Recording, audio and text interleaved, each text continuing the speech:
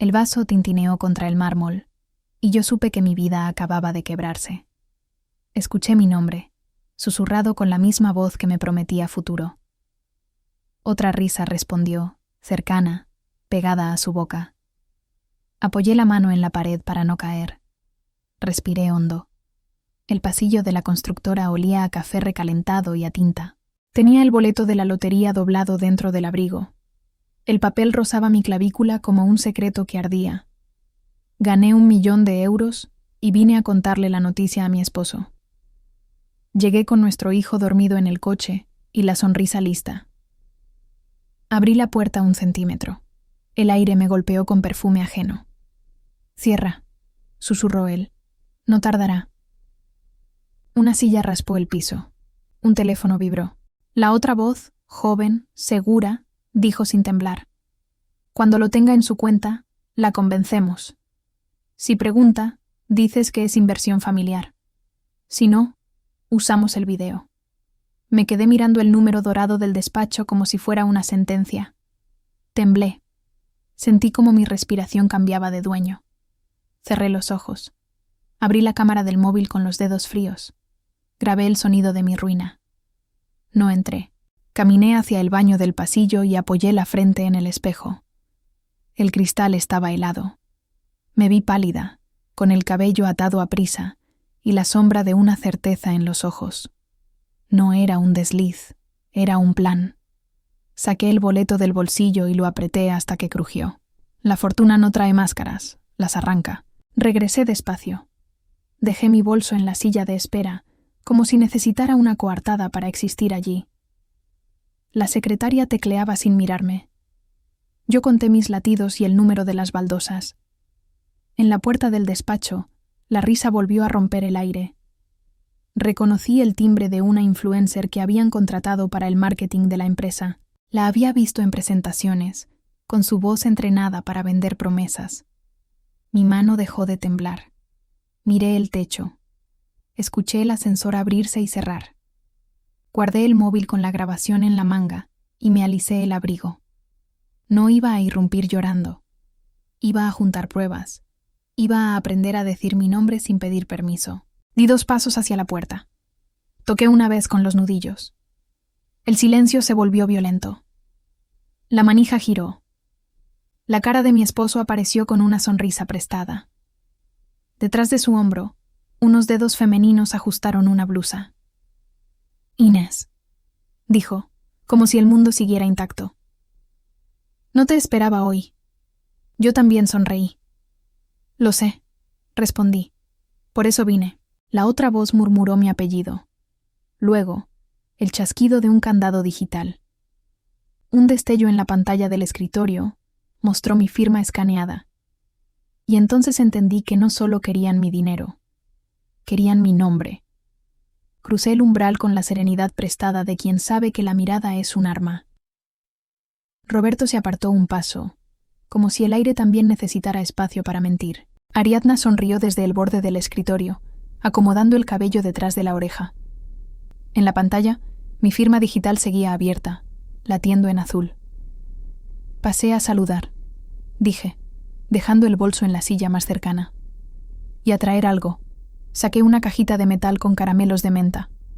La abrí, y el olor fresco cortó el café recalentado que venía del pasillo. Ariadna alzó una ceja. «¡Qué detalle!», dijo, con esa voz que vende confianza como si fueran lentes de sol. Roberto evitó mirarme a los ojos. Caminó hasta la ventana, fingiendo que el tráfico era más importante que mi presencia. Yo repasé el despacho. Vidrio impecable, diplomas en la pared, una planta agonizando en la esquina. En la mesa auxiliar, un dossier con el logo de la empresa y una carpeta blanca con mi nombre. Tomé aire por la nariz y lo solté despacio. «Vine con Mateo», añadí. «Está dormido en el coche. Quería que papá viera algo». Roberto apretó el marco de la ventana. La vena del cuello le latió. Ariadna se inclinó para tomar su móvil. No desbloqueó nada. Solo lo sostuvo como quien agarra una cuerda. El silencio se hizo largo. Di un paso hacia la carpeta con mi nombre. La abrí como si buscara una factura. Dentro había un documento titulado Acuerdo de Inversión Familiar. Mis datos completos. Dirección. DNI. Un cuadro con términos que yo no había leído jamás. Al pie, el espacio de la firma. ¿Y esto?, pregunté, apretando los dedos para que la voz no me temblara. Un borrador, dijo Roberto. Nada urgente, cosas técnicas. ¿Qué técnicas?, susurré. Si mi nombre paga. Ariadna se levantó. El perfume que llevaba era ligero y caro, con una nota de vainilla que no me gustaba. Rodeó el escritorio y se colocó a su lado, un puñado de centímetros detrás, como si él fuera el presentador y ella, el eco. Es una oportunidad, intervino. Te conviene. A todos nos conviene. Cerré la carpeta con cuidado. Mis manos no vibraban. Por dentro, el pecho sí. El recuerdo de los murmullos en la puerta me cruzó como una sombra fresca. Quería darles una noticia, dije. Pero creo que prefiero contarla en casa, con Mateo cerca. Roberto fingió sorpresa tardía. ¿Noticia? Sí. Una de esas que cambian todo. Respondí, y noté la forma en que Ariadna apretó la mandíbula. Me acomodé una hebra suelta del cabello y caminé hacia la puerta. En el pasillo, la secretaria tecleaba sin levantar la cabeza. La copiadora zumbaba como un insecto persistente. Puse la mano en la manija, luego me detuve. Ah, agregué sin girarme. Casi lo olvido. ¿Desde cuándo usan mi firma escaneada sin pedírmelo? Roberto tardó un segundo de más en contestar. Es un modelo, solo para presentación. Presentan mucho con mi nombre, dije. Demasiado. Volví a cerrar la puerta, esta vez desde dentro. Caminé hasta la planta agonizante. Levanté la maceta, debajo, una llave USB plateada, escondida como un diente. La dejé donde estaba. Solo quería saber si yo era la única que miraba el suelo. Voy por Mateo, anuncié. Salí sin esperar respuesta. El rumor de las teclas me despidió. En el ascensor, cerré los ojos y respiré contando hasta 4. Al abrirlos, mi cara tenía otra luz. Fui al coche. Mateo dormía con la boca entreabierta, el peluche sujeto al pecho. Le acaricié el pelo. No lo desperté. Tomé mi móvil y activé una copia automática de la grabación. Subí el audio a una carpeta nueva. Hoy, en mayúsculas. La pantalla me devolvió mi reflejo, más firme. Al regresar, me detuve en el baño. Lavé mis manos. El agua estaba tibia, casi amable. Me miré en el espejo. Dije mi nombre en voz baja. Sentí la vibración en la garganta. Luego, guardé el teléfono en el bolsillo interior. Mi mano rozó el boleto de lotería. Recordé el kiosco, la lluvia, los números. 1.000.000 de euros. 1.000.000 de formas de saber quién te ama. Volví al tercer piso. En el pasillo, 2 hombres de obra esperaban con cascos bajo el brazo. Hablaron de cemento y plazos con la jerga de siempre. Yo caminé entre ellos como quien cruza un puente de madera. Al llegar a la puerta del despacho, Roberto ya no estaba. Ariadna me sonrió con los labios, no con los ojos. Salió a una reunión, dijo. Pero podemos hablar nosotras. Preferiría no, respondí. Como quieras. Aunque hay algo que quizá no entiendes. Su tono bajó un grado, tornándose más íntimo. No vine a quitarte nada. Vine a que esto funcione. ¿Funcione para quién? Para todos, repitió, como si todos solo tuviera 2 nombres. Volví a mirar la carpeta con mi nombre. Ya no estaba sobre la mesa. Ariadna la había deslizado a su cajón con un gesto pulcro. Miré la planta, la USB bajo la maceta, el borde de los diplomas, el reflejo de la firma en la pantalla. Tracé un mapa en mi cabeza. Me voy, dije. Ariadna me sostuvo la mirada un segundo y, antes de que yo alcanzara la manija, dejó caer una frase con un cuidado quirúrgico. Cuando cuentes tu noticia, hazlo bonita. A la gente le gusta lo que suena feliz. Cerré la puerta con más suavidad de la que merecía. Caminé hasta recepción. La secretaria, una mujer de ojos atentos, me tendió un sobre pequeño sin hablar. Su mano temblaba apenas. Lo guardé sin preguntar. Su mirada decía: lo vi. Y también: no puedo. Bajé con paso estable. En el estacionamiento, el aire olía a caucho y a humedad. Subí a Mateo en brazos. Se acomodó en mi hombro como cuando tenía 1 año y el mundo era más chico. Lo coloqué en la sillita. Le besé la frente. Encendí el coche.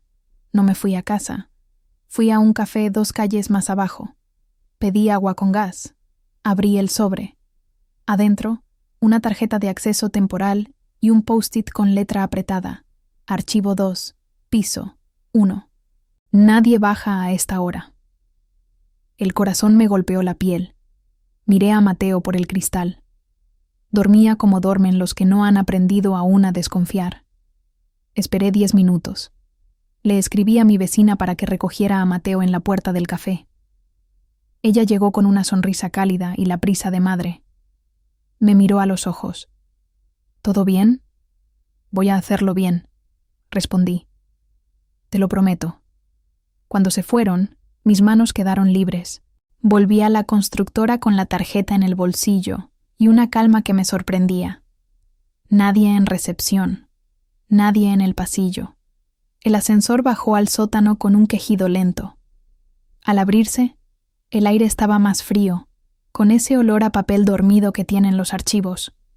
Un fluorescente parpadeaba. Seguí el pasillo hasta una puerta metálica. Pasé la tarjeta. Sonó un pitido breve. Entré. Estantes con cajas marrones, etiquetas en rotulador. A la izquierda, personal. A la derecha, clientes. Al fondo, legal. Fui hacia allí. Mis dedos rozaban el lomo de las carpetas, leyendo como quien acaricia un alfabeto. Encontré mi apellido. 2 archivadores. Saqué el primero. Contratos de trabajo, formularios de salud, copias de documentos. Nada raro. El segundo pesaba más. Adentro. Acuerdo de inversión familiar. Varias versiones. Fechas. Comentarios al margen. Subrayados en tinta roja. Si firma hoy. Si pregunta. Plan B. Tragué saliva. Tomé fotos, una por una. Respiré hondo. Un zumbido se acercó por el pasillo. El ascensor del fondo. Pasos. Guardé el móvil en el sujetador. Apagué la luz del cuarto y me quedé a oscuras, con la espalda pegada a los estantes. Las pisadas pasaron de largo. La puerta metálica vibró 1 milímetro. Luego, silencio. Volví a encender la luz. En el suelo, una caja pequeña con el sello de marketing. La abrí por instinto. Un disco externo. Una etiqueta blanca. Campaña Ariadna. Borradores. Pude haberlo dejado. No lo hice. Lo metí en el bolsillo del abrigo y cerré la caja. Antes de salir, vi otro archivador con el nombre de Roberto. Lo deslicé 1 centímetro. Se trabó. Lo dejé. En el ascensor, mi pecho subía y bajaba como si aprendiera a respirar otra vez. Salí por el garaje. La calle parecía nueva. Volví al café. Mi vecina me escribió que Mateo ya dormía en casa. Le mandé un corazón. Luego conecté el disco a mi portátil. Carpeta tras carpeta. Videos crudos. Ensayos de Ariadna frente a cámara. Frases repetidas. Miradas calculadas. Y un archivo de audio, sin nombre, creado esa misma mañana. Le di play. La voz de Roberto llenó mis oídos. Si lo movemos a su cuenta, el banco no llama. Ella firmará con la emoción. Si no, tenemos el video del beso. Lo contamos como amor verdadero y la dejamos como la mala. Mi mano apretó el borde de la mesa hasta que dolió. Abrí el siguiente archivo. Se oía a Ariadna. Tengo su firma digital. La pusiste en la pantalla. Luego se la pasamos al legal y listo. El golpe contra la mesa delató mi cuerpo. Me quedé inmóvil, respirando. Sentí las lágrimas presionando, no saliendo. Las guardé. Levanté la vista. El barista me miraba de lejos, inerme. Pagué y salí. En la esquina, el viento cambió de dirección. Saqué el móvil, abrí la carpeta Hoy y subí el audio de Roberto a la nube. Luego envié a mi correo una copia del disco entero, por si el mundo decidía apagarse. La luz del atardecer caía sobre la calle como una piel dorada. Empecé a caminar hacia casa con paso recto. A medio camino, mi teléfono vibró. Era un número privado. Respondí. «Inés», dijo la voz de Roberto, limpia, ensayada. «Te quiero. Ven a casa. Hablemos». Ariadna ya no está. Miré el cielo. Olía a lluvia. El asfalto devolvía una claridad cansada. «Voy», contesté. Corté. Guardé el móvil. Seguí caminando. Al pasar frente a un escaparate, mi reflejo me sostuvo la mirada. Sonreí sin mostrar los dientes. En el bolsillo, el disco externo pesaba como una llave. Al doblar la última esquina, el farol de la esquina parpadeó. Frente a mi portal, un sobre blanco descansaba sobre el buzón. Mi nombre escrito a mano. Lo abrí con la uña. Dentro, una foto. Roberto y Ariadna en su despacho. Su mano en la pantalla, mi firma en grande. Un mensaje por detrás. Si no inviertes, publicamos esto. Si inviertes, serás la heroína de la familia. El mundo dio un clic interno. Comprendí que no era solo dinero. Era reputación. Era borrarme de mi propia historia. El camino de regreso a casa fue un silencio largo, solo roto por el sonido del limpiaparabrisas y el tráfico que rugía con la impaciencia de Madrid en hora punta. Roberto me esperaba en el portal, con la camisa sin abotonar del todo, y esa sonrisa que antes confundía con ternura. «Entra, por favor», dijo. «No quiero que el niño escuche nada». Dejé las llaves sobre la consola. El eco metálico sonó más fuerte de lo normal. En la mesa del comedor había 2 copas de vino y un ramo de lirios, sus flores favoritas, no las mías. «¿Qué es todo esto?», pregunté. Una disculpa, un malentendido. No contesté. Caminé hasta la ventana. Afuera, las luces navideñas titilaban como si alguien jugara a apagar verdades. Roberto se acercó despacio y puso su mano en mi hombro. Me aparté un poco, sin brusquedad. «Escuché tus grabaciones», le dije. Él se congeló. «¿Qué grabaciones?» «Las tuyas», respondí, mirándolo con calma. «Las que hiciste pensando que el dinero podía comprar mi silencio». El color se le fue del rostro. Tartamudeó algo sobre proyectos y socios externos. Le di la espalda. Abrí la cartera y saqué el boleto de lotería.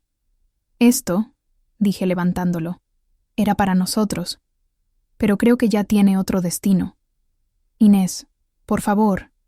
«¿Por favor qué? ¿Que te crea? ¿Que firme lo que ustedes necesitan?» El sonido de su respiración se mezcló con el reloj de pared. Cada tic-tac era una grieta más entre nosotros. De repente, un golpe seco en la puerta interrumpió el aire. Era mi suegra. Entró sin esperar invitación, con su perfume fuerte y un abrigo de lana gris. «Hija», dijo, «tenemos que hablar». «¿También tú sabías?» Bajó la mirada. Roberto aprovechó el silencio. «Mamá solo intentó ayudar. Quería que esto no se saliera de control. Esto ya está fuera de control». Me senté. Ella se acomodó frente a mí. «Inés, el dinero cambia a las personas. No queremos verte cometer errores. Roberto solo pensaba en protegerte». Reí. Una carcajada seca que me dolió en el pecho. ¿Protegerme? ¿Escaneando mi firma? ¿Negociando a mis espaldas con una mujer que lo llama mi amor entre correos de trabajo? Nadie respondió. «Te lo advierto», dijo mi suegra. «Si haces escándalo, todos salimos perdiendo. La familia no soportaría otro conflicto». Familia. Esa palabra sonó hueca. Me levanté, respiré hondo y la miré directo a los ojos. «Entonces prepárate para perder». Subí al despacho del piso superior. Cerré la puerta con llave. Abrí el ordenador portátil. Conecté el disco externo. Dentro del archivo Campaña Ariadna, un video iniciaba con luces de set y voces que reían. A mitad del clip, Roberto hablaba fuera de cámara. «Si la historia se cuenta bien, Todos llorarán por ella, una mujer abandonada, convertida en inversionista, y nosotros quedamos como héroes. Sentí una punzada detrás del estómago. Avancé el video. Aparecieron recibos falsificados, guiones de prensa, incluso una nota de prensa lista. El gesto de amor de un empresario hacia su esposa, tras ganar la lotería. Era una farsa mediática. Querían usar mi premio para lavar dinero, disfrazando el robo de sentimentalismo. Tomé capturas de todo. Las guardé en la nube y las envié a mi mejor amiga, Clara, periodista. Añadí un mensaje. Si algo me pasa, difunde esto. A los pocos minutos, Roberto llamó por teléfono desde el pasillo. No contesté. Escuché el sonido de una puerta abrirse en la planta baja. Pasos, murmullos. El timbre de un mensaje entrante en mi móvil. Deja de buscar, Inés. Te estamos viendo. El número era desconocido. El corazón me golpeó el pecho. Me asomé por la ventana. Un coche oscuro estaba detenido frente a la acera. Las luces apagadas. Dentro, una silueta con un móvil iluminando su rostro. Apagué las luces del despacho. Corrí las cortinas. Bajé las escaleras en silencio. Roberto hablaba con alguien al teléfono, nervioso. No, no puede tenerlo todo. Sí, la carpeta blanca. Pasé a su lado. No dijo nada. Fui a la cocina. Abrí el cajón de las facturas y guardé dentro una copia del pendrive. Luego tomé el abrigo. ¿A dónde vas?, preguntó. A respirar, dije sin mirarlo. Cerré la puerta. Afuera, el aire helado de diciembre me golpeó la cara. Caminé sin rumbo durante minutos. El coche oscuro arrancó despacio detrás de mí. Crucé una avenida y doblé en la primera esquina. Entré a un edificio viejo con portero. Pedí hablar con el administrador. Busco al señor Daniel Marín, dije, notario. El hombre levantó la vista. ¿Lo espera? Él me espera, respondí. 10 minutos después, un hombre de mediana edad me recibió en un despacho con olor a papel. Le conté todo. No me interrumpió. Al final, solo asintió.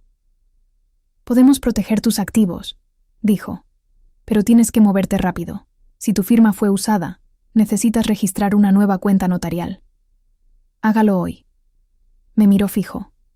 ¿Estás segura? Más que nunca. Mientras firmaba los documentos, sentí el vértigo de quien salta sin mirar abajo. Al salir, el coche oscuro seguía allí. Fingí no verlo. Crucé la calle y tomé un taxi. Miré por la ventana. La ciudad seguía igual, luminosa, indiferente. Pero algo dentro de mí había cambiado. Ya no tenía miedo, solo un propósito. Llegué a casa. Roberto dormía en el sofá, con el televisor encendido. En la pantalla, un anuncio con Ariadna promocionando una campaña. Confía en quienes aman lo que hacen. Bajé el volumen. En su móvil, sobre la mesa, una notificación. Transferencia pendiente 999,850. Sonreí despacio. Abrí mi portátil. Envié un correo al banco con copia a mi nuevo notario. Confirmo que la transferencia se autorice únicamente desde mi presencia física en la sucursal. Luego, me senté en el suelo junto a Mateo, que dormía en su habitación. Le tomé la mano y susurré. Te prometo que nada de esto te tocará. Apagué la luz. El coche oscuro ya no estaba. Pero en el buzón, al amanecer, encontré un sobre con una sola frase escrita en tinta negra. La próxima vez, no estés sola. El amanecer llegó sin ruido, como si el mundo no quisiera despertar lo que estaba por desatarse. Abrí las cortinas, y el sol se filtró por la ventana del despacho. Sobre el escritorio, el sobre con la amenaza seguía allí. Lo abrí otra vez. No había firma. Solo esa frase, escrita con la precisión de quien conoce el miedo. Encendí el ordenador. Tenía un correo nuevo de Clara, mi amiga periodista. Lo vi todo. Esto es grande, Inés, muy grande. Pero cuidado, ya están limpiando rastros. Ven al estudio, hoy mismo, Desperté a Mateo, lo vestí con su abrigo azul y lo llevé a casa de mi madre. No le di explicaciones. Ella me miró como si intuyera que aquel día marcaría un antes y un después. Tomé el metro. En cada reflejo de ventana me buscaba el rostro, más firme, más distante. En el estudio de Clara, las luces eran frías y las pantallas, múltiples. Ella me abrazó con fuerza. «Te metiste con gente peligrosa», susurró. «Pero ya tenemos suficiente para hacer ruido». Me mostró una carpeta abierta en su monitor, mensajes filtrados, transferencias, incluso notas de prensa de medios que ya estaban pagos para suavizar la historia. Ellos planearon usar tu premio para lavar dinero, pero también para financiar campañas políticas. Y tú eras la imagen perfecta. La esposa joven, la cara limpia, la suerte hecha familia feliz. Sentí el vértigo, pero no miedo. ¿Podemos exponerlos?, pregunté. Podemos. Pero si lo hacemos mal, te destruirán primero a ti. Clara me explicó el plan. Revelar los documentos gradualmente, bajo seudónimo, mientras preparábamos una denuncia formal con pruebas digitales certificadas. Necesito el original de la grabación, dijo. La de la oficina. Se la entregué. De pronto, su teléfono vibró. Un mensaje sin remitente. Ella no debe hablar. Ustedes no entienden el riesgo. Clara me miró. Nos están rastreando. Antes de que pudiera responder, un golpe fuerte sacudió la puerta del estudio. Un hombre con traje oscuro y expresión tensa entró mostrando una credencial. Policía Judicial. Tenemos una orden para requisar materiales informáticos relacionados con la empresa Dureco Construcciones. Clara mantuvo el rostro neutral. ¿Quién firmó la orden? Fiscalía de Delitos Económicos. Mientras él hablaba, me di cuenta de que no miraba a Clara. Me miraba a mí. Señora Inés Vidal, dijo. Necesitamos que nos acompañe. Clara intervino con voz firme. Ella es víctima, no sospechosa. El agente bajó la mirada. No lo discutimos aquí. En ese instante, el reloj del estudio sonó. Un tic-tac metálico. Clara aprovechó el ruido para deslizarme una pequeña tarjeta de memoria. Guárdala bien, susurró. Si desaparece esta, desaparece la historia. La guardé en el zapato. Horas después, en la comisaría, un inspector distinto me interrogó. No hostil, pero distante. Usted posee información muy delicada. La pregunta es, ¿está dispuesta a declararla oficialmente? Sí, respondí, pero no hoy, no sin mis garantías. Cuando salí, la tarde ya se había caído en tonos de cobre. Mi móvil vibró, un mensaje de Roberto. No hables con nadie. Te estás metiendo en algo que no entiendes. Aún podemos arreglarlo. Apagué el teléfono. Crucé la calle. Subí a un taxi y le di a Clara mi ubicación desde un número anónimo. Ella me escribió. La prensa ya tiene tu nombre. Prepárate. Encendí la radio del taxi. Una voz de presentadora decía: la esposa del empresario Roberto Dureco está siendo investigada por malversación de fondos provenientes de un premio de lotería. Cerré los ojos. El golpe mediático había empezado. Llegué a casa de mi madre. Ella estaba sentada frente al televisor, viendo mi foto en pantalla. ¿Qué hicieron, hija?, dijo temblando. Lo que siempre hacen, culpar a la mujer. Fui al baño, me miré en el espejo. No era la misma que había entrado al despacho días atrás. El miedo se había ido. Lo que quedaba era una claridad feroz. Esa noche, en silencio, escribí una carta breve. Si mañana no despierto, entreguen esto a Clara. La verdad tiene voz. La guardé en el cajón del piano, junto al boleto de lotería. A la medianoche, los reflectores de una camioneta iluminaron mi ventana. Escuché pasos en el jardín. Tomé el móvil y llamé a Clara. Pero antes de que contestara, la pantalla se apagó. Sin batería. El sonido del metal contra la cerradura fue lento, calculado. Tomé el abrigo, salí por la puerta trasera y crucé el patio hacia la calle. Detrás, se abrió la puerta principal. Voces masculinas. Corrí hasta la esquina y subí a un auto que se detuvo de golpe. Era Clara. «¡Sube!», gritó. «No hay tiempo».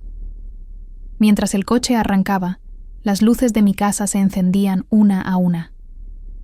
«Acaban de publicar tu denuncia como falsa», dijo Clara. «Pero lo que no saben es que yo ya tengo copia en el servidor del canal».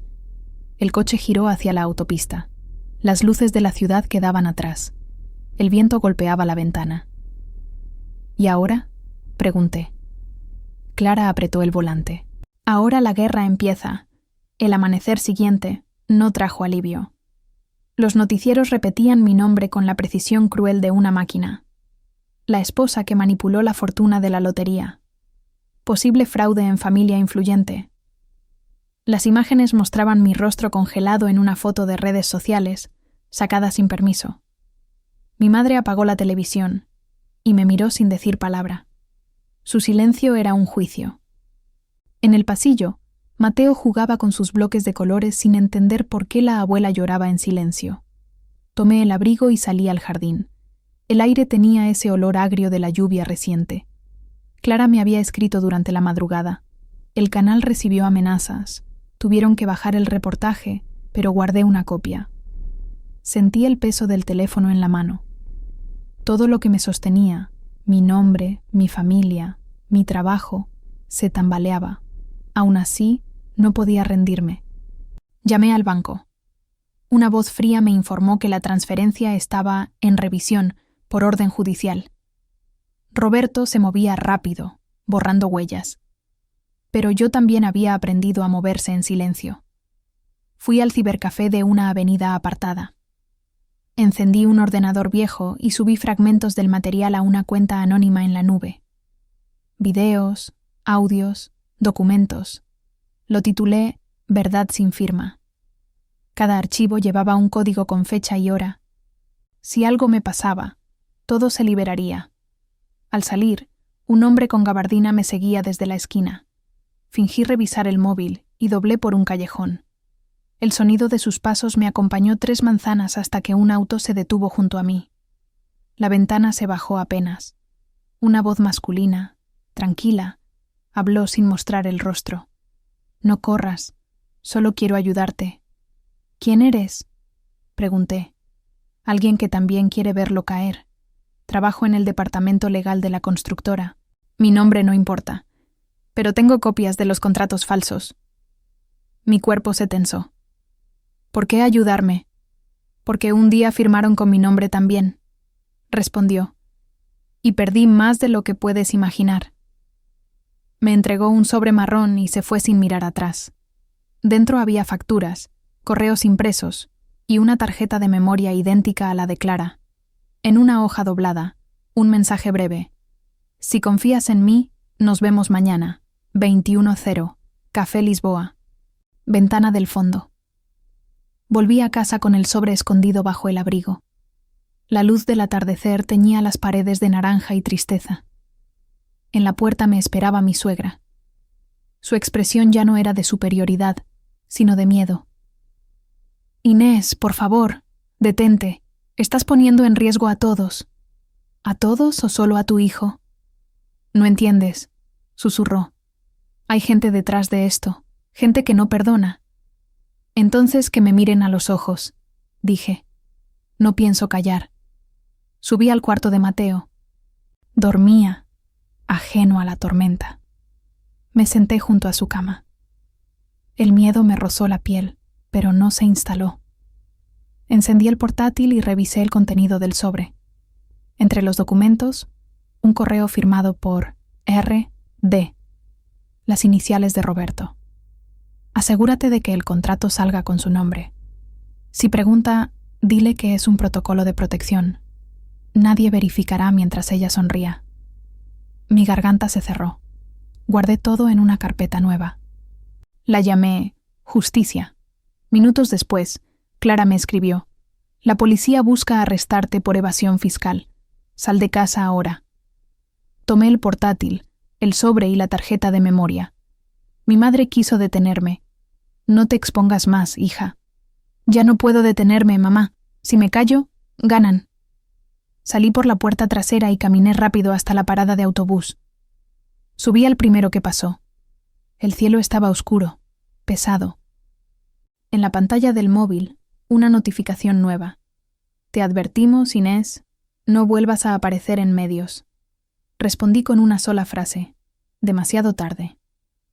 Esa noche, llegué al Café Lisboa antes de la hora pactada. Pedí un té para no llamar la atención y me senté junto a la ventana. La lluvia golpeaba el cristal con un ritmo insistente. Cuando el reloj marcó las 9 en punto, un hombre con chaqueta oscura entró. Se sentó frente a mí. «Eres puntual», dijo. «Y tú real», respondí. Dejó un pequeño dispositivo sobre la mesa. «Aquí hay copias de los contratos que se enviaron a políticos. Y algo más. Una transferencia a nombre de Ariadna, firmada por tu suegra». Sentí como el aire se espesaba. «Esto los hunde a todos», susurré. «Sí, pero también a ti, si no lo usas bien». «¿Qué quieres a cambio?» «Nada», dijo. «Solo que cuando publiques la verdad, no olvides mencionar que no todos en la empresa éramos cómplices». Asentí. Cuando me levanté para irme, él tomó mi brazo. «Ten cuidado. Ya hay alguien siguiéndote». Miré por la ventana. En la acera opuesta, una figura encendía un cigarrillo bajo la lluvia. Salí del café por la puerta trasera, con el dispositivo en el bolsillo y el corazón desbocado. El aire mojado olía a advertencia. Crucé la calle sin mirar atrás. Al llegar al primer semáforo, un mensaje iluminó mi pantalla. «Nos vemos mañana. Pero esta vez, no vengas sola». La lluvia no había parado en toda la noche. Golpeaba el vidrio con un ritmo que parecía dictar el pulso de mis pensamientos. En la mesa del pequeño apartamento donde me refugiaba, las pruebas estaban apiladas como si fueran ladrillos de un muro invisible que yo debía terminar sola. Clara llegó empapada, el abrigo pegado al cuerpo, los ojos encendidos. «Nos rastrearon la ubicación del café», dijo sin saludar. «Alguien dentro de tu entorno les pasó la información». Me quedé quieta. «¿Quién?» «No lo sé aún, pero tu vecina, la que cuidaba a Mateo, recibió dinero de una cuenta vinculada a la empresa». Me dolió oírlo. Esa mujer había cuidado a mi hijo con ternura. Ahora entendía por qué últimamente insistía tanto en saber a qué hora volvería. Saqué el dispositivo que me había dado el hombre del café. Clara lo conectó al ordenador. En la pantalla apareció un árbol de carpetas. Proyectos externos, donaciones, imágenes públicas. Dentro de la última había algo que me heló la sangre. Fotos de mí y Mateo saliendo del colegio, de mi madre en el mercado, de mi casa vistas desde distintos ángulos. «Esto es acoso», susurró Clara. «No», respondí. «Esto es control». Ella bajó la voz. «El hombre del café, ¿puedes confiar en él?» Iba a decírtelo. Me dio su nombre real, Esteban Molina. Abogado de la empresa hasta hace 2 meses, lo despidieron por cuestionar contratos falsos. ¿Y si es una trampa? Lo pensé, pero si fuera parte de ellos, ya estaríamos muertas. Clara me miró con una mezcla de miedo y fe. Entonces úsalo. Pasamos horas revisando los documentos. Cada línea revelaba una capa nueva de podredumbre. Sobornos disfrazados de donaciones, campañas políticas financiadas con dinero lavado, firmas de empleados usados como pantallas. Mi nombre figuraba en 4 de esas operaciones. «Tienen todo preparado», dijo Clara.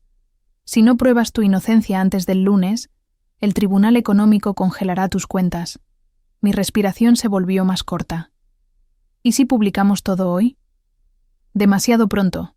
Necesitamos respaldo jurídico». En ese momento, mi teléfono vibró. Un número desconocido. Contesté. «Inés, soy Esteban. Te dije que no vinieras sola. La policía va por ti.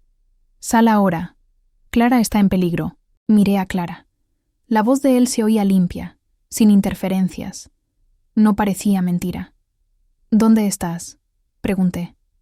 En el estacionamiento subterráneo del diario El Faro. Tenemos que entregar el material a un fiscal que no esté comprado. Vengan ahora. Colgué. Clara asintió. Guardamos todo en una mochila impermeable y salimos bajo la lluvia. Caminamos por callejones, evitando cámaras y luces. Cuando llegamos al estacionamiento, el olor a gasolina y humedad era denso. Esteban apareció detrás de una columna. Tenía la mirada cansada. «El fiscal viene en camino», dijo. «Pero hay algo que deben saber». Abrió su maletín y sacó un contrato nuevo, con fecha del día anterior. Roberto transfirió la mitad de los fondos de la empresa a una cuenta offshore, a nombre tuyo, Inés. Si esto sale, tú quedarás como la autora del lavado. Sentí un golpe en el estómago. Entonces me está usando como chivo expiatorio. Exacto. Pero podemos revertirlo si pruebas que no accediste a esa cuenta. Necesitamos tus movimientos bancarios y los registros del notario. Clara intervino. Yo tengo acceso a la base de datos del canal. Si cruzamos las fechas, podremos probar que no era ella. Un sonido seco cortó el aire. Un disparo. Luego, otro. Las luces del estacionamiento parpadearon. Esteban cayó al suelo, la sangre extendiéndose bajo su hombro. «Clara, corre», grité. Nos refugiamos detrás de un coche. Los pasos resonaban, 2, 3 personas acercándose. Saqué el móvil. No tenía señal. El cuerpo de Esteban se movió apenas. Me lanzó una llave USB ensangrentada. «Guárdala», susurró. «Es la copia del fiscal». Lo arrastré como pude hasta el ascensor. Clara presionó el botón. El ascensor subió lento, interminable.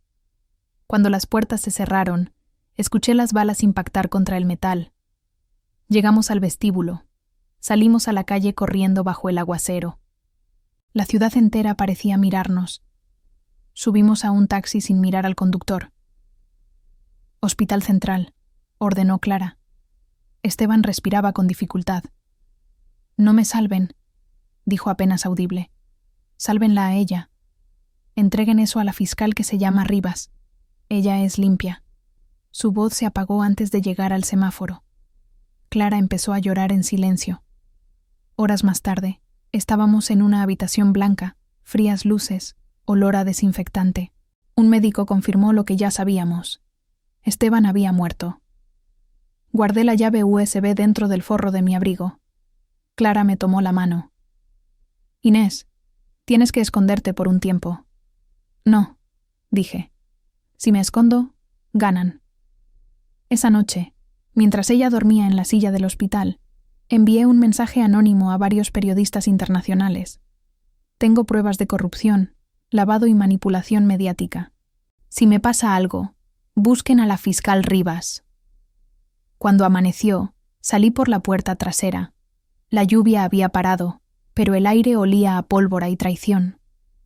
Caminé hasta la plaza más cercana y encendí el móvil de repuesto. Había un mensaje nuevo, sin remitente. Sabíamos que no estarías sola. Ahora sabemos con quién. Alcé la vista. En la esquina opuesta, un coche negro me esperaba con el motor encendido. El coche negro seguía allí, inmóvil, pero con la paciencia de quien sabe esperar. Crucé la plaza sin mirar atrás. Entré en la estación del metro y bajé hasta el andén más profundo. El ruido del tren se mezclaba con el de mi respiración.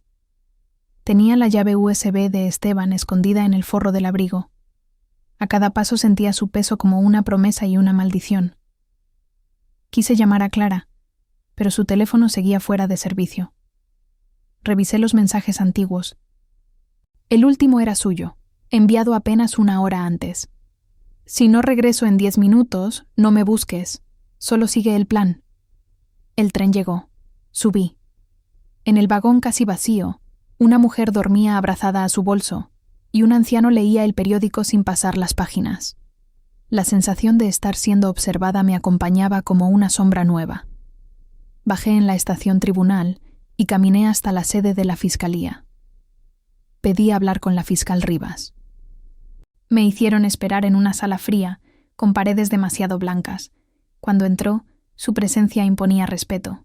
Traje oscuro, mirada firme, voz sin titubeos. —¿Usted es Inés Vidal? —preguntó. —Sí. Traigo algo que puede cambiar muchas cosas. Coloqué la USB sobre la mesa. Ella la miró sin tocarla. —¿Sabe lo que contiene? —Sí. Y también sé que por eso mataron a Esteban Molina. Su rostro no se movió, pero sus ojos sí. Lo conocía. Estaba investigando su caso. Me explicó que llevaba meses tras la pista de una red de lavado de dinero que conectaba a la constructora de Roberto con campañas políticas y contratos públicos. Pero no tenía pruebas directas. Hasta ahora, dije. Rivas respiró hondo y guardó la USB en un sobre sellado. Si todo esto es real, el golpe será enorme, pero necesito su testimonio oficial. Mi mente se nubló. Recordé a Mateo, a mi madre, a Clara. Si hablo, ellos estarán en peligro. Si calla, usted también, respondió con calma. Un silencio pesado llenó la sala. La fiscal bajó la voz. Podemos protegerla, a usted y a su hijo, pero necesito su decisión hoy. Me quedé mirando el reflejo de mi rostro en el cristal del escritorio. Había aprendido que la verdad es más peligrosa que la mentira. Salí de la fiscalía sin firmar nada. Afuera, la tarde se teñía de gris. Encendí el móvil. Tenía un mensaje nuevo de Clara, pero solo mostraba una línea cortada. Me siguieron desde el hospital. No vayas a la casa de tu madre. Están... El resto estaba en blanco. El mensaje había sido borrado en remoto. El pulso me golpeó las sienes. Corrí hasta un locutorio y marqué el número de mi madre.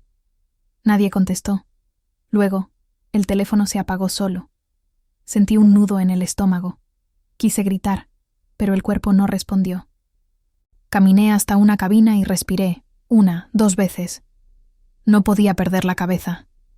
Decidí regresar al piso donde Clara guardaba las copias. El edificio estaba oscuro. En la puerta, cinta policial amarilla. Un agente vigilaba. ¿Qué ocurrió?, pregunté fingiendo curiosidad. Incendio eléctrico. Nadie dentro. Su voz sonaba cansada. Giré la esquina y observé desde lejos. En la ventana del segundo piso, un reflejo metálico brilló un instante. Un objetivo de cámara. Me estaban esperando. Me fui caminando sin prisa. En la acera contraria, un niño vendía flores. Le compré una rosa blanca y la sostuve como si fuera un escudo.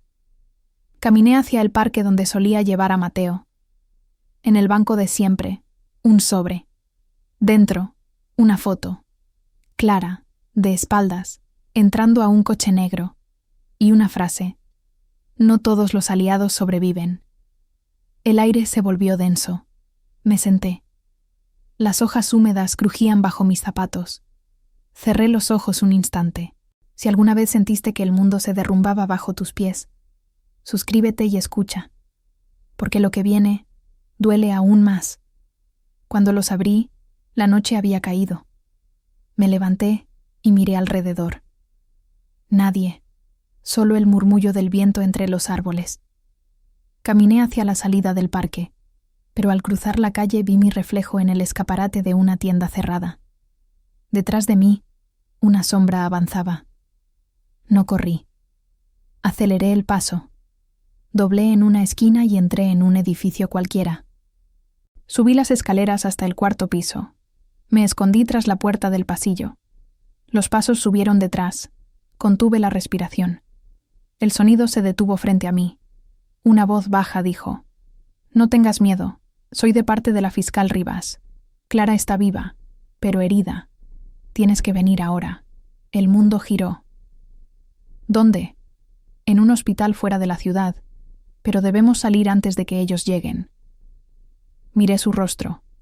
Joven, serio, con el distintivo de la fiscalía en la solapa. «Si me mientes, te mato yo», dije. Él asintió.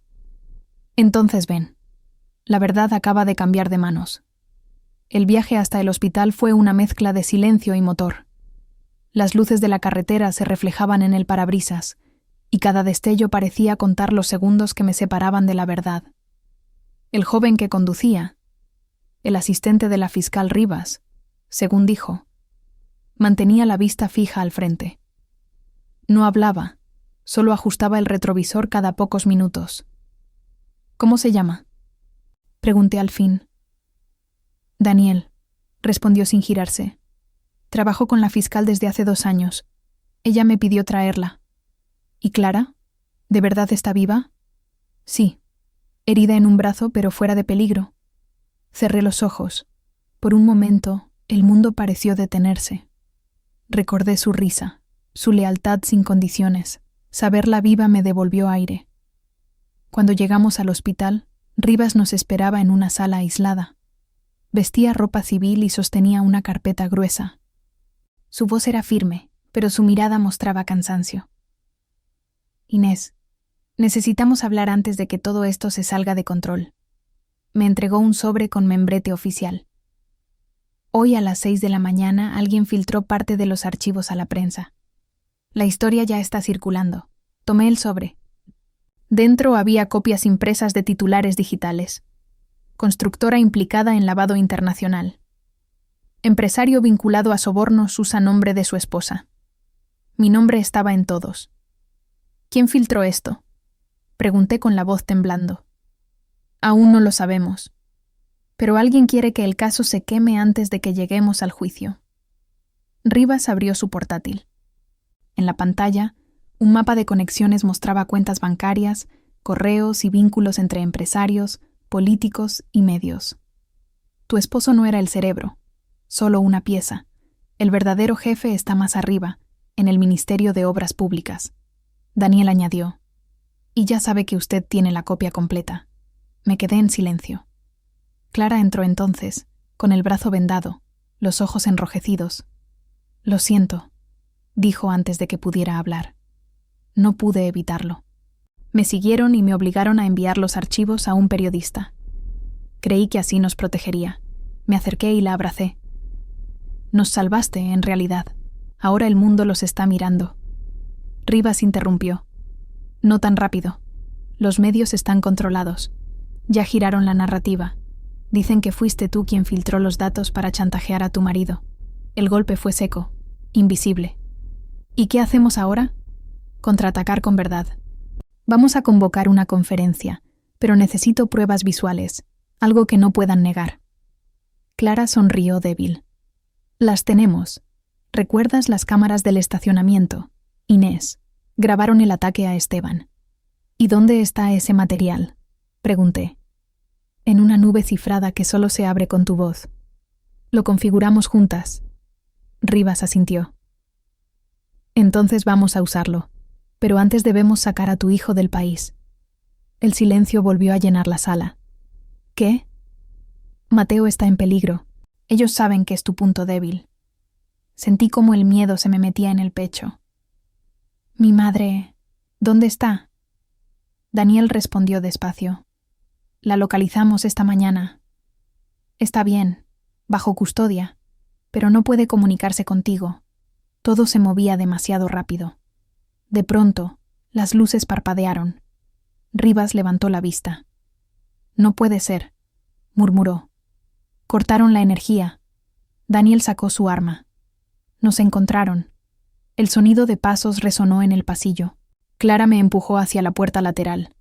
«Corre, Inés, llévate el portátil y la USB. No te dejaré. Hazlo. Si te atrapan, se acaba todo». Corrí. El eco de los disparos me siguió hasta la escalera de emergencia. El pasillo olía a metal caliente y miedo. Bajé hasta el estacionamiento. Afuera, la noche se abría en un rugido de sirenas. Subí al coche de Daniel. No había señales de él ni de Rivas. El portátil pesaba sobre mis piernas. Lo abrí y, antes de arrancar, activé el programa que Esteban había diseñado. En la pantalla apareció una sola línea de texto. «Si estás leyendo esto, la verdad ya no es tuya. Es del mundo». La transmisión comenzó sola, subiendo el archivo completo a las redes internacionales. No había vuelta atrás. El coche arrancó entre sirenas y luces. Mientras huía, Las notificaciones explotaban en la pantalla. Escándalo internacional sacude al gobierno. Vídeos confirman asesinato de testigo clave. Filtración revela red política y empresarial. Miré el cielo oscuro y respiré. Por primera vez en mucho tiempo, sentí algo parecido a paz. El mundo me veía como heroína o criminal, y yo apenas me sentía humana. Durante los días siguientes, la filtración lo cambió todo. Los titulares ardían, los políticos renunciaban, y el rostro de Roberto, mi esposo, aparecía esposado, rodeado de cámaras. Pero mientras el país celebraba el golpe anticorrupción, yo no tenía hogar, ni familia segura, ni certeza de que Mateo estuviera a salvo. Dormía en hoteles baratos, moviéndome cada noche. La fiscal Rivas había desaparecido. Clara, acusada de cómplice, se encontraba incomunicada. El peso del silencio crecía como una losa. Una mañana, mientras revisaba el portátil, un correo sin remitente llegó. Nos quedamos con tu hijo. Entrega el original de la USB en 24 horas o no lo volverás a ver. Mi respiración se detuvo. Sentí que el mundo entero se apagaba.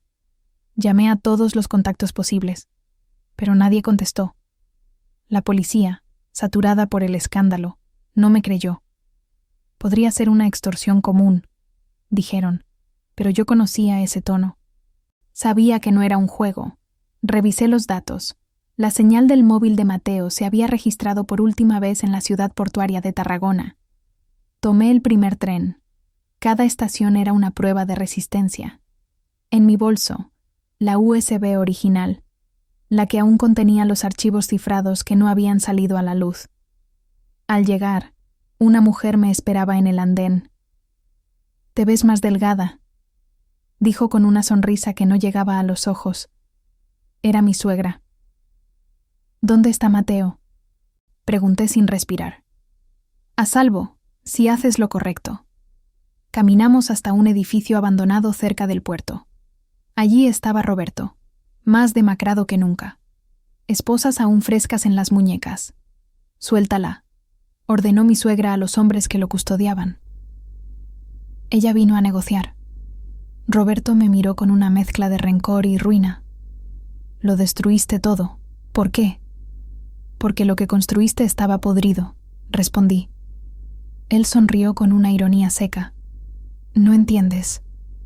Sin mí, ellos te harán desaparecer. Todos esos nombres que tú expusiste, ahora te necesitan muerta. No me importa. Solo quiero a mi hijo». Mi suegra se acercó. «Danos la USB, la original, y te lo devolveremos». El temblor en mis manos era real. Saqué la memoria del abrigo. Pero antes de entregarla, respiré hondo y dije: «La verdad ya está en todas partes. Lo que tengo aquí no es el archivo, es la llave para abrirlo». Su rostro se tensó. «¿Qué hiciste?» «Lo programé para que se active en 24 horas, salvo que yo introduzca un código. Si algo me pasa, todo se liberará». Por un instante, el silencio fue absoluto. Luego, uno de los hombres intentó tomarme del brazo. Disparos, gritos, confusión. Alguien había irrumpido desde la entrada. Era Daniel, con agentes de la fiscalía. El operativo fue rápido. Mi suegra cayó de rodillas. Roberto gritaba mi nombre entre insultos y súplicas. Un oficial me llevó fuera mientras todo se desmoronaba. Horas después, en una sala segura de la fiscalía, la fiscal Rivas reapareció. «Nunca debimos subestimarlos», dijo con voz grave. «Pero gracias a ti, Inés, el caso está cerrado». «¿Y mi hijo?» «Está bien. Lo rescatamos antes del operativo». El alma me volvió al cuerpo. Lo abracé. Sentí su calor, su olor a infancia intacta. Días después, los tribunales dictaron sentencia. Cadenas perpetuas, renuncias, embargos. Los periódicos hablaron del caso Vidal como si fuera una serie. Pero para mí, solo fue una vida rota que aprendió a respirar otra vez. Volví al pueblo donde crecí. Compré una pequeña casa con vista al mar. Allí escribo, cada mañana, para no olvidar. A veces, Cuando el viento sopla fuerte, me parece oír la voz de Esteban, de Clara, de todos los que cayeron. Y pienso que el dinero nunca trajo felicidad, pero me regaló la verdad más dolorosa y necesaria de mi vida. Brindo por eso, por la libertad de mirarme al espejo y no mentirme. El juicio comenzó un lunes gris. El aire en la sala olía a papel, café y tensión. Roberto estaba sentado frente a mí, más envejecido, sin el brillo de aquel hombre seguro de sí mismo que una vez creí conocer. Su traje era un disfraz mal ajustado sobre la ruina. El juez pidió silencio. La fiscal Rivas tomó la palabra con voz serena. La señora Inés Vidal no solo fue víctima de fraude patrimonial y emocional, sino también pieza usada para encubrir una red criminal. Los flashes de las cámaras se filtraban por las cortinas. Mi respiración se volvió medida, mecánica.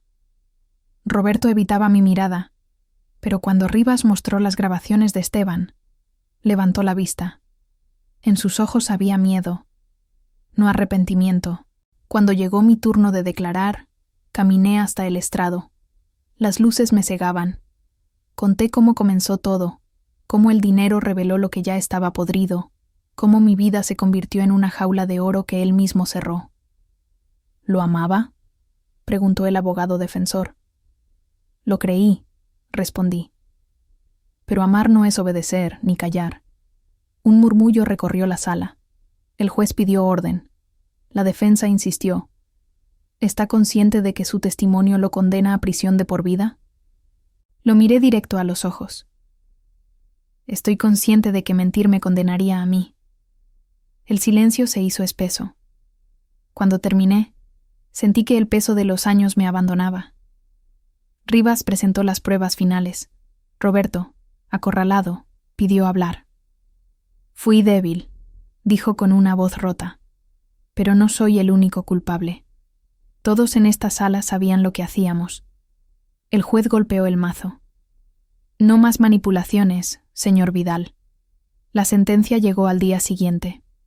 Culpable de fraude, lavado y conspiración, condena, 30 años sin posibilidad de reducción. Yo no lloré. Solo salí del tribunal con el aire frío cortándome la piel. En la puerta, los periodistas me rodearon.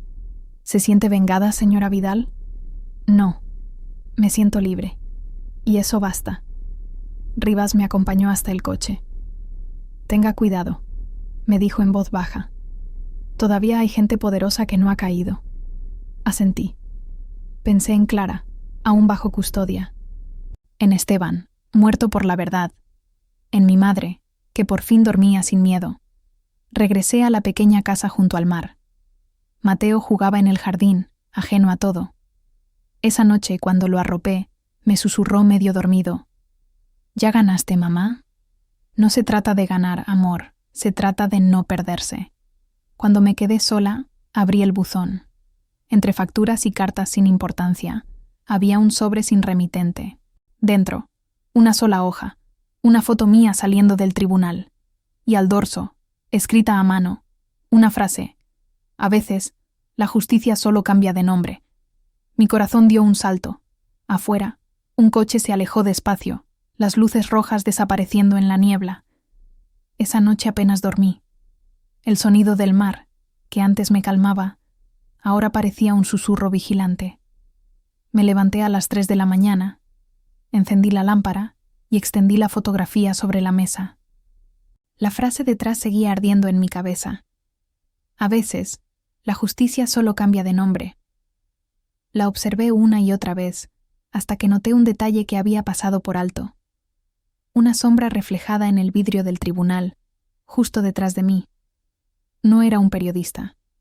Era alguien con una insignia en la solapa, la fiscal Rivas. Tomé el teléfono y la llamé. No respondió. Le escribí. Necesito verte. Ahora. 5 minutos después, llegó una respuesta. No por aquí. Nos vigilan. Mi piel se erizó. Me vestí. Salí sin hacer ruido. Conduje hasta la playa donde solíamos reunirnos en secreto durante la investigación. Rivas llegó 20 minutos después, con el rostro pálido, los ojos cansados. «No debiste venir», dijo. «Entonces explícame por qué apareces en esa foto». Sacó un cigarrillo, pero no lo encendió. «Hay cosas que no puedo decirte, Inés. Ya no soy libre». «¿Te compraron?» «No. Me amenazaron. Si no cerraba el caso, irían por tu hijo. El frío me atravesó». «¿Quién?» «El nuevo ministro. El mismo que promovió mi ascenso. Ellos siguen en el poder. Y la mitad de lo que descubrimos nunca salió a la luz».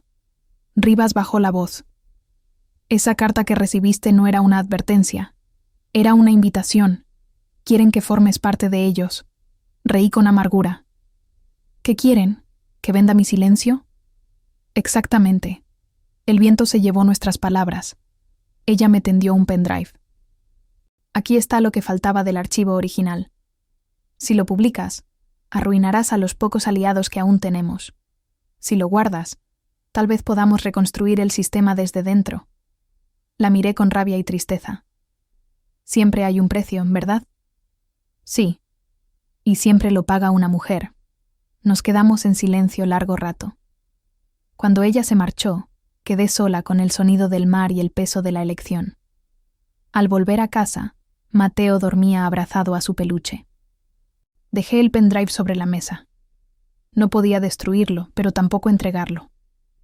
Me senté junto a la ventana, viendo el amanecer teñir el mar de naranja. El teléfono vibró. Un mensaje anónimo. «Si eliges el silencio, vivirás tranquila. Si eliges la verdad, nadie dormirá en paz». Me levanté. Fui hasta el ordenador, conecté el pendrive y abrí la carpeta. Dentro había una sola línea de texto. Archivo protegido. Clave. Mateo. Sentí un nudo en la garganta. Era un recordatorio brutal. Todo lo que había hecho, lo había hecho por él. Apagué el ordenador. Me quedé mirando la luz del día, sabiendo que cualquier decisión me condenaría de un modo u otro. El sonido de pasos en el jardín me hizo girar. Una figura se acercaba a la ventana. Daniel. «Tenemos que hablar», dijo desde afuera. «Ya no puedes confiar en nadie». Daniel entró sin esperar permiso. Llevaba el abrigo empapado por la lluvia y los ojos encendidos por la urgencia. «Te siguen desde hace días», dijo en voz baja. «Rivas no es quien crees». Me quedé inmóvil. «¿Qué estás diciendo?» «Ella trabaja para la nueva administración. Todo esto, el caso, el juicio, tu libertad, fue una puesta en escena. Querían usar tu historia para limpiar su imagen, para que la gente creyera que hay justicia». Mi respiración se volvió cortante. «¿Y tú? ¿De qué lado estás, Daniel?» Sacó una carpeta y la dejó sobre la mesa. «Del lado de la verdad. Pero eso no siempre significa el tuyo». Abrí la carpeta. Dentro había documentos oficiales firmados por Rivas semanas antes del juicio. Transferencias, permisos, nombramientos. Ella había ascendido mientras yo me convertía en el rostro del escándalo. «¿Por qué me ayudas?», pregunté. Daniel suspiró. «Porque tengo un hijo, igual que tú. Y porque la próxima vez que quieran fabricar una heroína, podría ser su madre». El pendrive seguía sobre la mesa, frío y silencioso. Lo tomé. «Si publico esto, arruinaré a todos. Y si no lo haces, seguirán arruinando a otros». Mis manos temblaban. «¿Qué harías tú?» «Yo elegiría dormir en paz, pero tú nunca fuiste de las que duermen». El sonido de la lluvia se mezcló con el de mi respiración. Me levanté, encendí el ordenador y conecté el pendrive. El código Mateo parpadeó en la pantalla. Lo escribí con los dedos firmes. Una ventana se abrió.